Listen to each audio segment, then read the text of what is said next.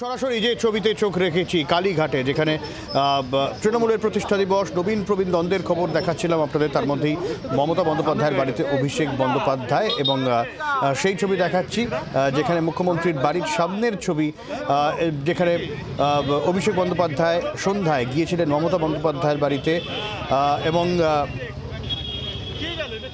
দলের জন্মদিন ছিল আজ সকালে। তাকে নিয়ে সুব্রত বক্সির করা মন্তব্যে যখন জল্পনা চলছে, সেখানেই সন্ধ্যায় অভিষেক বন্দ্যোপাধ্যায় মমতা বন্দ্যোপাধ্যায়ের বাড়িতে যান, সেখানে ফিরহাদ হাকিমও যান।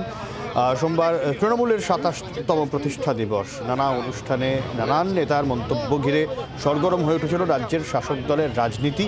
এবং কিছুক্ষণ আগে আমরা সুদীপ বন্দ্যোপাধ্যায়ের বক্তব্য শুনছিলাম, সেখানে নবীন প্রবীণ বিতর্ক আবার উস্কে ওঠে, কুণাল ঘোষের বক্তব্য শুনছিলাম।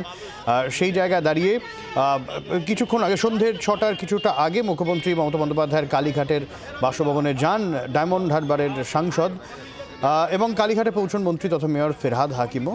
ঠিক কি কথা হতে পারে বা কি ভেতর থেকে খবর পাওয়া যাচ্ছে, সূত্র মারফত কী খবর পাওয়া যাচ্ছে আমরা জানার চেষ্টা করব। কারণ কালীঘাটের বাড়ির সামনের ছবি আপনারা দেখছেন।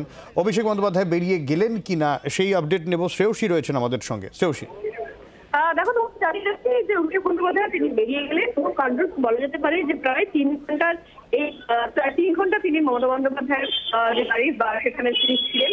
কিন্তু কার্যত তোমাকে এখনো পর্যন্ত বেরোবার সময় তিনি কোনো কথাই বলেননি, কোনো সেক্ষেত্রে কি কারণে এই সাক্ষাৎ বা কি কারণে এই বৈঠক বা এই বৈঠকে বিশেষ কোনো গুরুত্ব আছে কিনা, নির্দিষ্ট দল নেত্রীর সঙ্গে কোনোভাবে কোনো আলোচনা করলেন কিনা, সেই বিষয় নিয়েও তিনি কোনো বক্তব্য রাখেননি।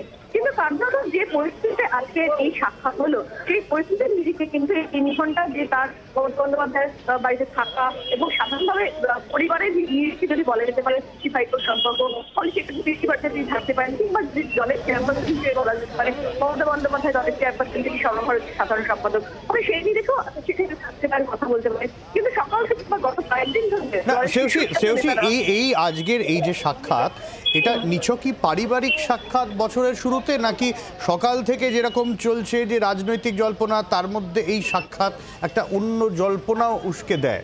একেবারে দেখো, সেই বিষয়টাই সাধারণভাবে আমি যেটা বললাম যে পারিবারিক সম্পর্ক রয়েছে, দলীয় সম্পর্ক রয়েছে, এবং সবথেকে বড় কথা যে নতুন বছর কিংবা সেক্ষেত্রে প্রতিষ্ঠা দিবস তৃণমূল কংগ্রেসের, সেই নিরিখে যেটা সাক্ষাৎ হতো তখন কিন্তু কার্যত এই সেক্ষেত্রে নিয়ে আলোচনা হতো না। কিন্তু সকাল থেকে বা গত কয়েকদিন ধরে বলা যেতে পারে এবং সকাল থেকে চূড়ান্ত পর্যায়ে দলের শীর্ষ নেতৃত্বরা একে অপরের বিরুদ্ধে কার্যত যে বাগযুদ্ধে তারা সামিল হয়েছে, সেই বিষয়টা নিয়ে কিন্তু বলা যেতে পারে। সেই পরিপ্রেক্ষিতে কার্যত কিন্তু এক্ষেত্রে আজকে যে এই সাক্ষাৎ, সেই সাক্ষাৎ অত্যন্ত তাৎপর্যপূর্ণ এবং অত্যন্ত গুরুত্বপূর্ণ।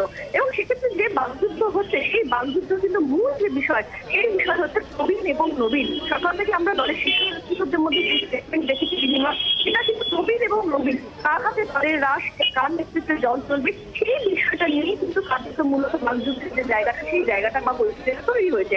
এখন তার নিরিখে প্রবীণ এবং নবীন যদি বলা যেতে পারে, তাহলে সেক্ষেত্রে মমতা বন্দ্যোপাধ্যায় এবং অভিষেক বন্দ্যোপাধ্যায় দুই বুঝ, ফলে তাদের মধ্যে যখন আজকে এই সাক্ষাৎ হচ্ছে, যেখানে অভিষেক বন্দ্যোপাধ্যায় ৩ ঘন্টা থাকছে মমতা বন্দ্যোপাধ্যায়ের বাড়িতে, তখন নিশ্চিতভাবে সেই সাক্ষাৎ পেয়ে কিন্তু নতুন জল্পনা। তাহলে কি মমতা বন্দ্যোপাধ্যায় 3টি ডান্স করছেন, ঐক্যবদ্ধ রূপ দলে তুলে ধরতে পারেন, বা এই ধরনের বিবৃতি কি যাতে থাকবে, সেই বিষয়টা নিয়ে তিনি ডান্স করছেন।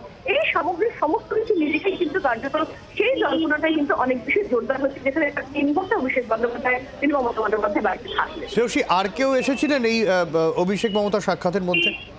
না, দেখো, অভিষেক বন্দ্যোপাধ্যায় আসার আগে সেক্ষেত্রে আমরা জানি যে ফিরহাদ হাকিম তিনি এসেছিলেন এবং সেখানে তিনি কিছুক্ষণ ছিলেন, এবং তারপরে তিনি বেরিয়ে পরে সেক্ষেত্রে অভিষেক বন্দ্যোপাধ্যায় আসেন। এবং এক্ষেত্রে ফিরহাদ হাকিম বেরিয়ে যাওয়ার পরে অভিষেক বন্দ্যোপাধ্যায় আসেন। এক্স্যাক্টলি, ফিরহাদ হাকিম বেরিয়ে যাওয়ার পরে বন্দ্যোপাধ্যায় আসেন, এবং তারপরে সেক্ষেত্রে অভিষেক বন্দ্যোপাধ্যায় তিনি আসার পরে প্রায় তিনি থাকলেন, সেক্ষেত্রে শৃঙ্খলা থাকলেন, এবং সেই সাক্ষাৎ ঘিরে কিন্তু প্রকৃত পরিমাণে জল্পনা, সেই জল্পনা কিন্তু যেখানে কার্য নির্দিষ্টভাবে দলনেত্রী তিনি নির্দিষ্ট করে বার্তা দিয়েছেন কিনা, অভিষেক বন্দ্যোপাধ্যায় তারও কোনো বক্তব্য আছে কিনা, সামগ্রিকভাবে এই বিষয়টা নিয়ে কোনো আলোচনা হয়েছে কিনা, এই সমস্ত কিছু নিরিখে কিন্তু কার্যত সেই জল্পনাটা উস্কে যাচ্ছে। কিন্তু অভিষেক বন্দ্যোপাধ্যায় বেরোনোর সময় কিন্তু কোনো কথাই কিছুই বলেনি। অনেক ধন্যবাদ শ্রেয়সী। বাংলার আওয়াজ, বাঙালির আবেগ, জি 24 ঘন্টা।